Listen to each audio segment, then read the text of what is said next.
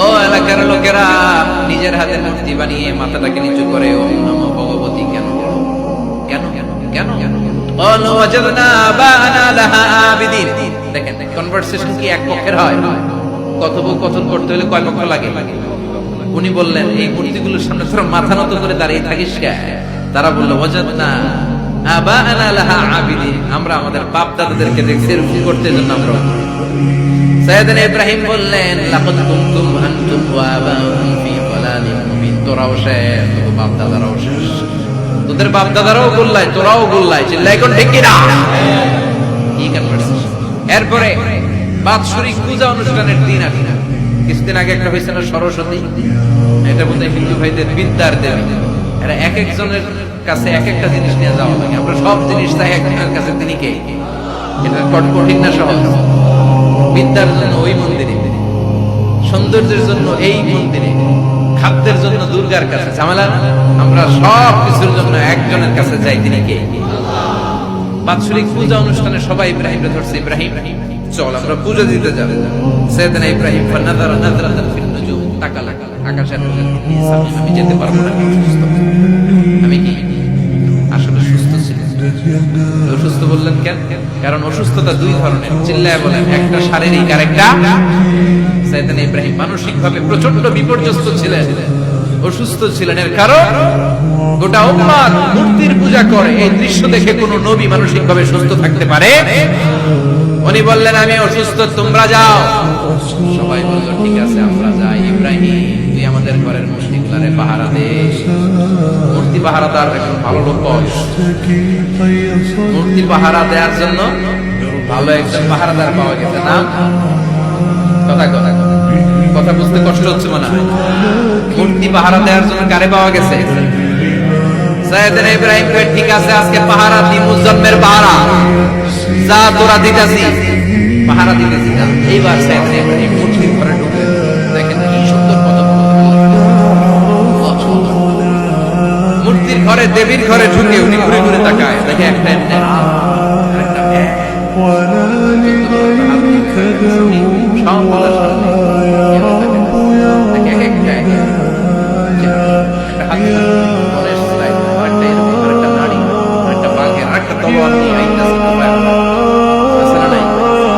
সবগুলোর সামনে দেখে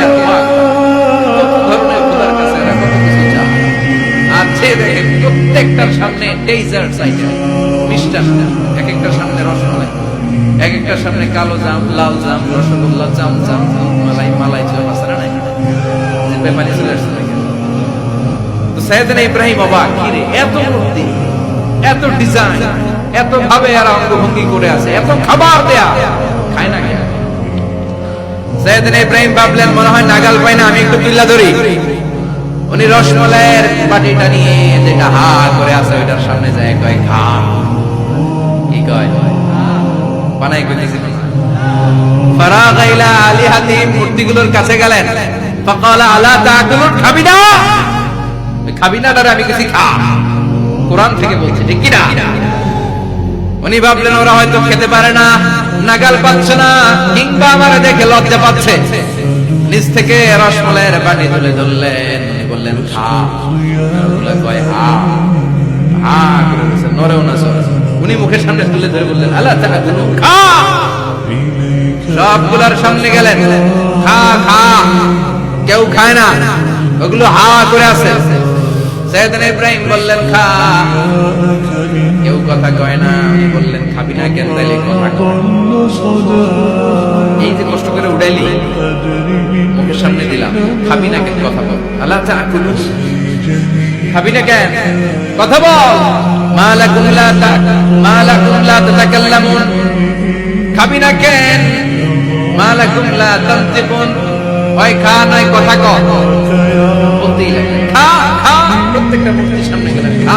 ওগুলো করে আছে হা, কোনো কথা কয় না। কয় কেন খাবি না? তাহলে কথা কথা খায়ও না, কথাও কয় না। আপনার ছেলে বায়না ধরছে, আব্বা চানাচুর, চানাচুর কিনে দিলেন, এই না চানাচুর, এখন চানাচুর কিনে বাপ খাবি না কেন? খায়ও না, কথাও কয় না, বাকি আছে কথা কর। ফারাগা আলাইহিম দারবান বিল ইয়ামিন, ডান হাতে ঘুমানো শুরু করলেন। ইচ্ছা মতো খুশি কিল মারতে মারতে মূর্তিগুলার সাইজ ফারাদ আলাইহিম দারবাম বিল ইয়ামিন, এক একটা নবীর হাতে জান্নাতি শক্তি দিয়েছে কি খানাইলে কথা খায় না, কথাও কয় না, বাকি আছে মারতে মারতে সব শেষ। তারপরে খুঁজে পেলেন একটা কুড়াল। কি পাইলেন? কুড়াল দিয়ে মারতে আর সুবিধা, খালি এটারে এইভাবে মারে ওইভাবে মারে, মারতে মারতে যতগুলো মূর্তি ছিল সবগুলো মেরে বড় মূর্তিটার গায়ে মারতে যাবে হবে না, এটারে মারো। ফাজআলাহুম জুদাদান, সবগুলোর টুকরা টুকরা, ইল্লা কাবীর আল্লাহুম, বড়টা ছাড়া ওইটারে রেখে দিলেন। আর বুদ্ধি করে কুড়ালটারে বড়টার কাঁধে ঝুলাইয়া দিলে, বড় মূর্তিটার কাঁধের মধ্যে ঝুলাইয়া দিলেন। ঘটনাটা সুন্দর হয়েছে না? এখন কেমন যেন মনে হয় এটা কুবাইয়া দাঁড়া রয়েছে কবের বেটার। বড় পূজার শেষ, পূজার দিনক্ষণ শেষ। বিকেল বেলা পূজা মণ্ডপ থেকে সব এসে দেখে সর্বনাশ। পাহারাদার ইব্রাহিম কই, আনতা ফাআলতা হাযা বিআলিহাতিনা ইয়া ইব্রাহিম। ইব্রাহিম, সর্বনাশ কে কইছে? তুই কইছত নি? কই আইন বড়টাই কইছে, ওইটারে জিজ্ঞেস করো। বাল ফাআলাহু কাবীরুহুম হাযা ফাসআলুহুম ইন কানু ইয়ানতিকুন। কোরআন থেকে বলছে, আমি করি নাই। ওই দেখ কুড়ালটা কার কান্দে, বড়টার কান্দে, ওইটারে জিগা। সবাইকে খাইছে। সবাই বলে, ইব্রাহিম তুমি কি জানো না এগুলো কথা বলে না? সাইয়েদনা ইব্রাহিম বলে, যে এটা কথা কয় না ওইটার পূজা করস কেন? যেটা কথা বলে না, যেটা নিজেরাই নিজেদেরকে মায়ের থেকে বাঁচাতে পারে না, নিজেরাই নিজেদেরকে রক্ষা করতে পারে না, তোরে কিভাবে রক্ষা করবে? এগুলোর পূজা কেন করিস? ফাবুহিতাল্লাযী কাফার। কারো কোনো জবাব নাই, লা জবাব। সবাইকে, ইব্রাহিম তুই বড্ড বেড়ে গিয়েছিস, তোরে নমরুদের কাছে নেওয়া হবে, রশি দিয়ে পেঁচিয়ে নমরুদের কাছে নেওয়া হবে। নমরুদের নাম শুনছেন? শোনেন নাই বোধহয়? শোনেন নাই? পৃথিবীতে 4 জন বাদশা ছিল, যারা গোটা বিশ্বের বাদশা। গোটা বিশ্বের 2 জন কাফের, 2 জন মুমিন। মুসলমানের একজন হচ্ছে যুলকারনাইন, আরেকজন হচ্ছে সাইয়েদনা সুলাইমান। কাফেরের একজন হচ্ছে বাখতানাসার, আরেকজন হচ্ছে নমরুদ। এই নমরুদের কাছে নিয়ে যাও, রশি দিয়ে বেঁধে। এবার নমরুদের সাথে কি ডায়ালগ মারছে এটা তো আর কোরআনে নাই। কথা কম, এটাও আছে। নমরুদ বলে, ইব্রাহিম শুনলাম তুমি নাকি আমাদের খোদাগুলোরে মারছো, তুমি নাকি কোন আল্লাহর ইবাদত করো, তুমি নাকি কোন নতুন রবের তথ্য নিয়ে আমাদের বাবেল নগরীতে আগমন করেছো। আমি ছাড়া কোনো খোদা আছে বলে তো আমি শুনি নাই। এই বাবেল নগরীতে আমি ছাড়া কোন খোদা আছে আজকে নতুন শুনলাম। কে তোমার খোদা? কি তার পাওয়া? এবার ডায়ালগ মারা শুরু করলেন সাইয়েদনা ইব্রাহিম। সাইয়েদনা ইব্রাহিম বললেন, রব্বি আল্লাযী ইউহয়ী ওয়া ইউমীত। আমার রব এমন রব যিনি জীবন দেয় আবার মরণও দেয়। প্রথমটারে দিলাম মরণ, পরেরটারে দিলাম জীবন। তোমার রব যেরকম করে জীবন দেয় আর মৃত্যু দেয়, আমিও জীবন দেই, আমিও মৃত্যু দেই। চিল্লায় পড়েন নাউযুবিল্লাহ। সাইয়েদনা ইব্রাহিম বিপদে পড়ে গেলেন। তাই তো, আসলেই তো প্রথম লোকটারে মৃত্যু দিল, দেয় নাই? কথা কন, ছুরি মেরে রক্ত বের করে ওর মৃত্যু দেয় নাই? পরের লোকটারও একই ভাবে মৃত্যু দিতে যে সেখান থেকে বাঁচিয়ে জীবন দিল। ভেজাল আছে না নাই? এবার সাইয়েদনা ইব্রাহিম বলে, ফাইন্নাল্লাহা ইয়াতি বিশ-শামসি মিনাল মাশরিকি ফাআতি বিহা মিনাল মাগরিবি ফাবুহিতাল্লাযী কাফার। সাইয়েদনা ইব্রাহিম বললেন, বুঝলাম তুমি আমার আল্লাহর মতো জীবন দাও, বুঝলাম তুমি আমার আল্লাহর মতো মরণ দাও, কিন্তু নমরুদ খেয়াল করে শোনো, আমার আল্লাহ প্রতিদিন সকাল বেলায় পূব আকাশ থেকে জল জলে সূর্যটা উঠায়। তোমার যদি এরকম কোন ক্ষমতা থাকে, তুমি আগামীকাল সকাল থেকে পূর্ব দিক থেকে সূর্য না উঠিয়ে পশ্চিম দিক থেকে সূর্যটা উঠাও। ফাবুহিতাল্লাযী কাফার। এবার ধরা গেছে, এবার জায়গার মধ্যে ধরা, একেবারে স্টপ, লা জবাব। নমরুদের মুখে কোনো জবাব নাই। এবার নমরুদের মেজাজ নরম নাকি গরম? কথা কয়। গরম মেজাজ নিয়ে কয়, হাররিকু, এটারে আগুনে জ্বালা, এটারে আগুনে ফেল। নমরুদ বুঝে নাই যে আগুনের মালিক কে। বিশাল আগুনের কুণ্ডলি পাকিয়ে সাইয়েদনা ইব্রাহিমকে আগুনের মধ্যে ফেলে দেয়া হলো। হাতের মধ্যে রশি, পায়ের মধ্যে রশি, সারা দেহের মধ্যে রশি পেঁচিয়ে আগুনের কুণ্ডলিতে ফেলে দেয়া হলো।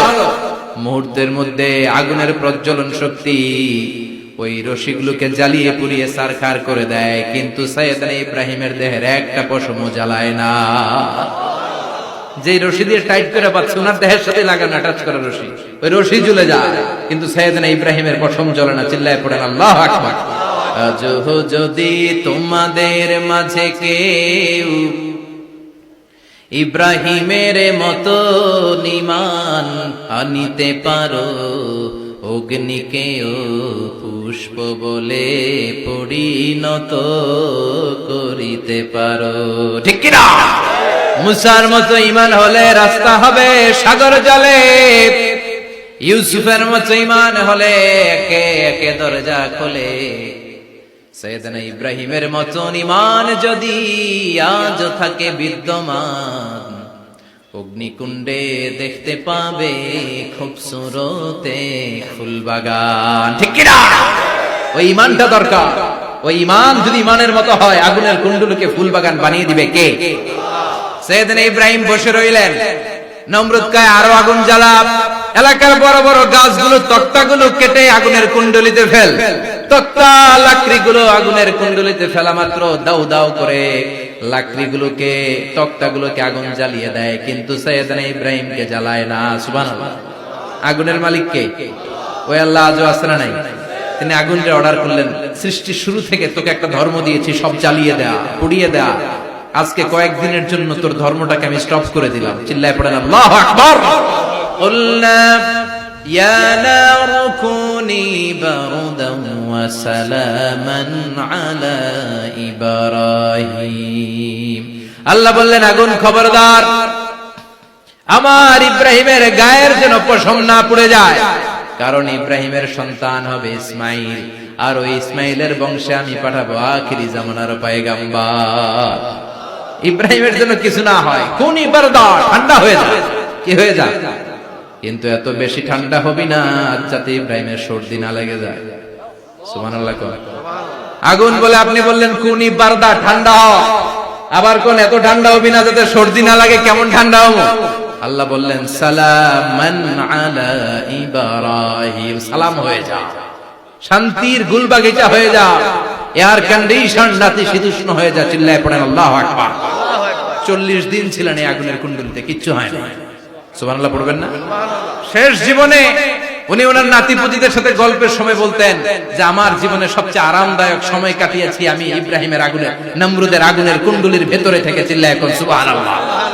তার মানে পুরো আগুনের কুণ্ডলির এই গুলবাগিচা বানিয়ে দিয়েছে কে? ওনার জীবনের শ্রেষ্ঠ সময় নাকি এটা, সবচেয়ে আরামসে নাকি কাটিয়েছে এই আগুনের কুণ্ডলির ভেতরে। চিল্লায় পড়েন আল্লাহু আকবার। এবার আল্লাহ ডেকে বলেন নমরুদ অনেক হয়েছে, আর না, অনেক চান্স তোমারে দিছি আমি, অনেক ছাড় দিছি, মাগার ছেড়ে দিব না। আল্লাহ কি দেয়? ছাড় দেয়, ছেড়ে দেয় না। মনে থাকবে? চিল্লায় বলেন তো আল্লাহ কি দেয়? কি দেয় না? নমরুদরে এতক্ষণ ধরে কি দিছে, কিন্তু কি আল্লাহ ছেড়ে দিবে? কথা বলেন।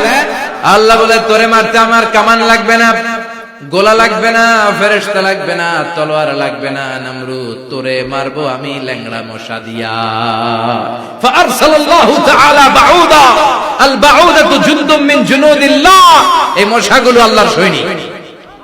কথা কর, এই মাছিগুলো আল্লাহর সৈনিক, এই সাপ আর ব্যাঙগুলো আল্লাহর সৈনিক, এই বাতাস আল্লাহর সৈনিক, এই মাটি আল্লাহর সৈনিক। মাটি যদি কাঁপাকাঁপি শুরু করে বসে থাকা যাবে? কথা কন। ভূমিকম্প হইলে সব দৌড়াদৌড়ি আছে না নাই? আগুন লাগলে দুর্ঘটনা আছে না নাই? বাতাস যদি 70 থেকে 80 কিলোমিটার বেগে ছুটে আসে দুর্ঘটনা আছে না নাই? ফারসালাল্লাহু বাউদা, আল্লাহ একটা ল্যাংড়া মশা পাঠালেন। এই ল্যাংড়া মশা নাকের ভিতর দিয়ে ঢুকে মস্তিষ্কের মাঝখানে যে কামড়াতে শুরু করেছে। মশার কামড় খাইছেন না আপনারা?